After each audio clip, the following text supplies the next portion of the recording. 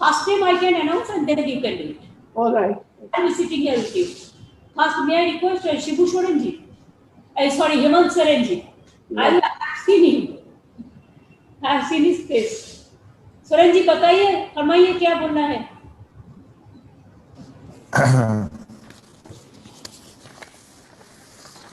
मैं बोलूं? आप बोलिए। आपका पिताजी ठीक है ना? तबीयत ठीक है? हाँ बिल्कुल बिल्कुल, मैम बहुत अच्छे हैं। He is now shifted to Medanta Delhi. He is fine now. बोलिए हेमंत।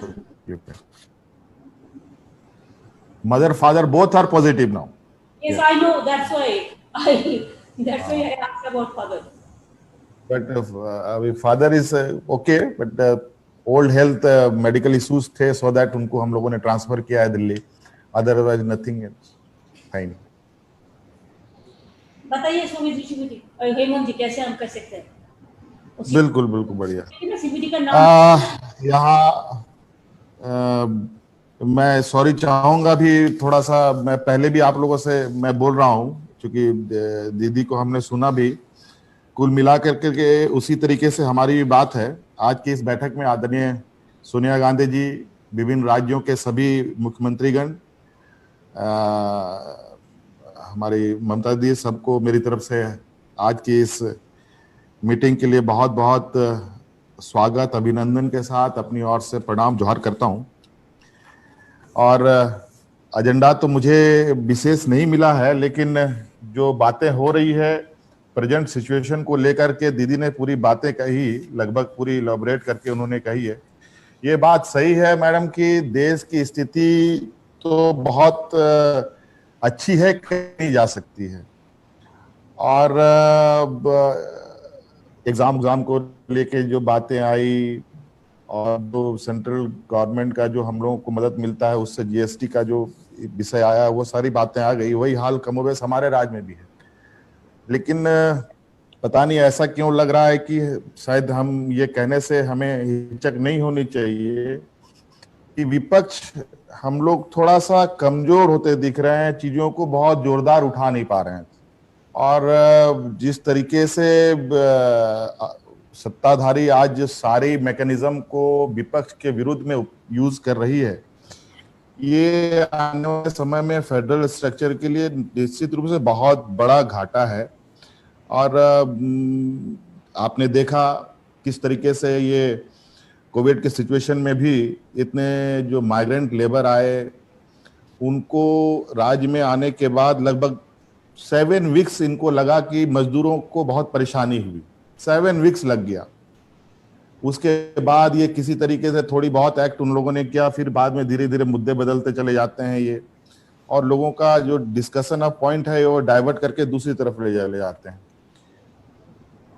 आज मैं जो फील कर रहा हूं, मुझे लग रहा है कि बहुत अंडरग्राउंड बहुत ज्यादा आक्रोश है, विशेषकर युवाओं में तो बहुत ज्यादा आक्रोश है। क्योंकि जिस तरीके से यहाँ पर जो उनके रोजगार छीने गए, उनके रोजगार चले गए, ये सभी अर्थशास्त्री टीवी में या अखबारों में लिखते हैं। उसको देखने के बाद पता चलता होगा कि देश की वास्तविक स्थिति बहुत अच्छी नहीं है। और आज मैं शुरू से इस बात के लिए प्रधानमंत्री जी के सामने फ्लैग करता रहा हूं। आज देश में अर्थव्यवस्था की जो हालत है, ये बात तो राज्य सरकार की तो बुरी हालत है ही। जब से जीएसटी इम्पोज हुआ है उस समय से समझिए कि राज्य सरकारों की रीढ़ की हड्डी निकाल ली गई है।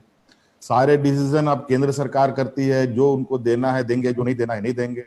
अपने स्टेटों को, अपने जो उनके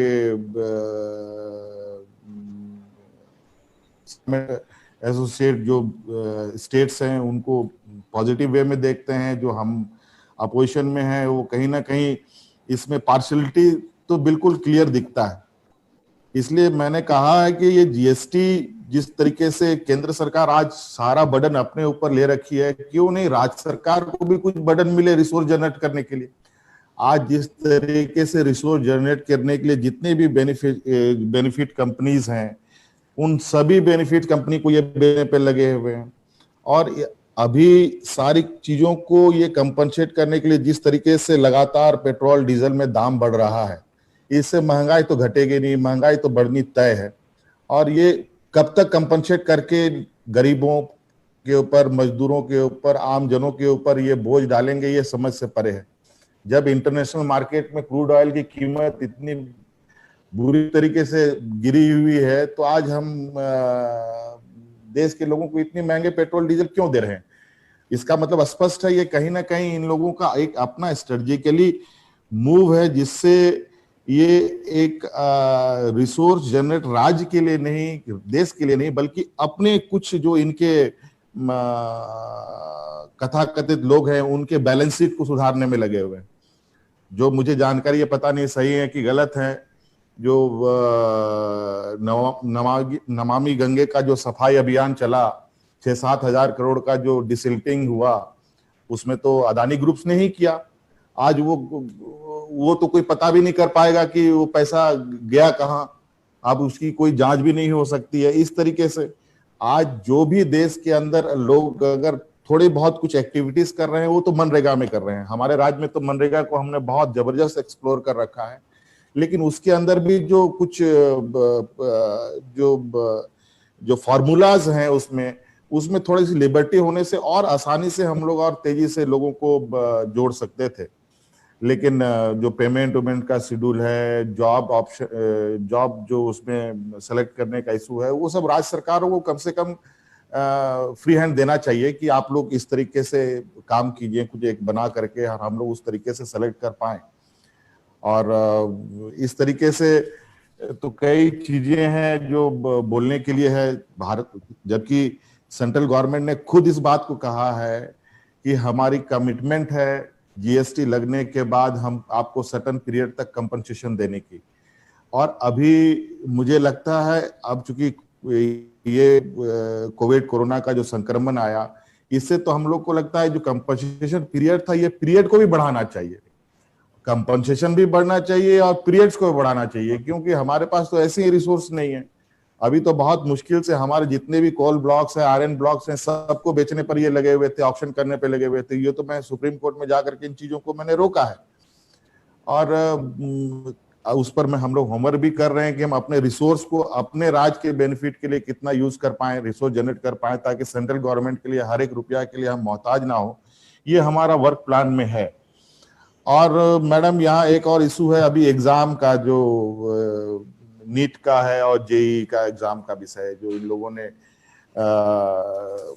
इसको दे रखा है,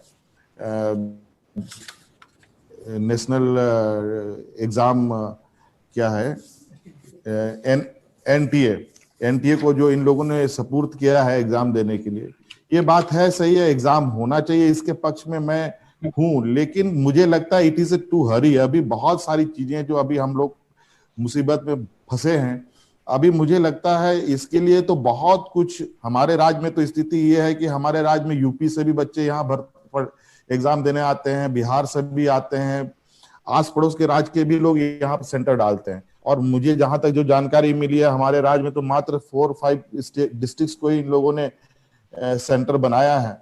मतलब हमारे यहाँ जो स्थिति होगी, डेफिनेटली सारे बसेस खोलने पड़ेंगे, सारे होटल्स खोलने पड़ेंगे, सारे ट्रांसपोर्टेशन सिस्टम ऑन करना पड़ेगा। और जो अभी कोरोना तो मेरे दरवाजे तक आ गया है, अब उसके बाद जो बच्चे आएंगे, बच्चे अकेले नहीं आते इस एग्जाम में, बच्चे अपने पेरेंट्स के साथ मूव करते हैं।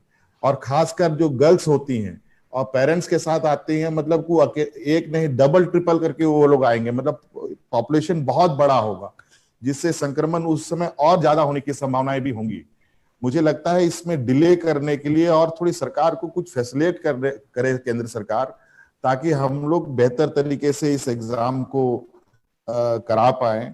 नहीं तो फिर जो जिस तरीके से इन लोगों ने हर चीज से पल्ला झाड़ा है, इस केस में भी ये पल्ला झाड़ेंगे और सारे राज्य सरकारों के मत्थे डालेंगे कि राज्य सरकार की जिम्मेवारी है। राज्य सरकार के पास ना वेंटिलेटर अभी हमारे पास उपलब्ध है, ना बेड उतना सफिशिएंट लोगों के लिए उपलब्ध है, ना हमारे पास वैसे रेस्क्यू सिस्टम हमारे पास इमीडिएट हम जनरेट कर पाए।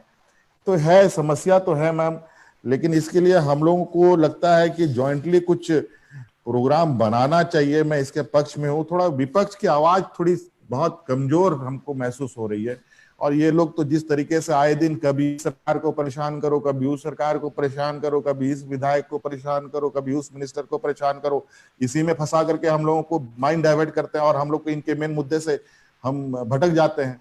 और इसलिए हम लोगों को थोड़ा सा उनके जो स्ट्रेटजिकली पॉलिटिकल डाइवर्ट है उस पर भी एक कड़ा नजर रखते हुए हम लोगों को उनको हिट करने की आवश्यकता है। मुझे नहीं लगा, क्योंकि इन लोगों ने गलतियां इतनी कर रखी हैं मैम कि अगर हम लोग सही तरीके से सही प्लेटफॉर्म पर बातों को रखें तो मुझे लगता नहीं है कि हम लोग इनको ये करें। अब जैसे इन लोग सब आत्मनिर्भर भारत के नाम पर जितने भी जो प्रॉफिट कंपनीज हैं सबका प्राइवेटाइजेशन करने पे लगे हैं, खासकर रेलवे पर।